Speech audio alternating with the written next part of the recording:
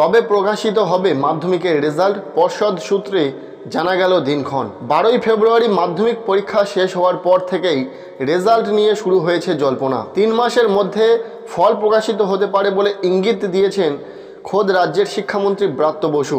অতীতে মে মাসে বহুবার প্রকাশিত হয়েছে মাধ্যমিকের রেজাল্ট। এবারও তেমনটাই হতে পারে বলে মনে করা হচ্ছে। অন্যবারের মতো এবারও অনলাইনে দেখা যাবে ফলাফল। কবে প্রকাশিত হবে মাধ্যমিক পরীক্ষার রেজাল্ট? সূত্র মারফত জানা গেল মাধ্যমিক ফল প্রকাশের দিনক্ষণ। পুরো বিষয়টি জানতে হলে ভিডিওটি শেষ পর্যন্ত দেখতে হবে। চলতি বছরের 12ই ফেব্রুয়ারি শেষ হয়েছে মাধ্যমিক পরীক্ষা। তারপর থেকে পুরোদমে চলছে খাতা দেখার কাজ।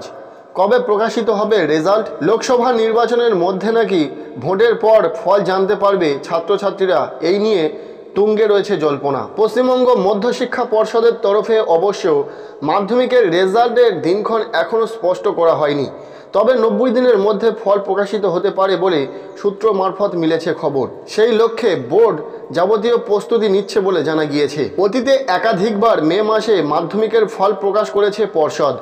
গত বছর অর্থাৎ 2023-এ 19শে মে রেজাল্ট প্রকাশ করা হয়েছিল। বেশ কয়েকবার 75 দিনের মধ্যেও প্রকাশিত হয়েছে মাধ্যমিকের রেজাল্ট। এবছরও তেমনটাই হবে বলে মনে করছেন শিক্ষাবিদদের একাংশ। এ প্রসঙ্গে মুখ খুলেছেন নাম প্রকাশে অনিচ্ছুক বোর্ডের এক পদস্থ কর্তা। তার কথায় ফলাফলের তারিখ এখনও নিশ্চিতভাবে বলা সম্ভব নয়, তবে মে মাসে রেজাল্ট প্রকাশিত হতে পারে।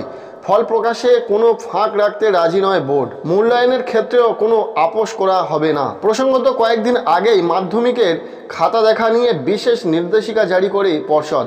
সেখানে বলা হয়েছে বাংলা মাধ্যমের পাশাপাশি শিক্ষক শিক্ষিকাদের ইংরাজি মাধ্যমের খাতা দেখতে হবে। তবে এ বিষয়ে শিক্ষক শিক্ষিকাদের একাংশের মতামত, এতে মূল্যায়নের উপর প্রভাব পড়তে পারে। এবারের মাধ্যমিকে প্রথমবার শিক্ষক শিক্ষিকাদেরকেই অনলাইনে নম্বর আপলোড করতে বলেছে পর্ষদ।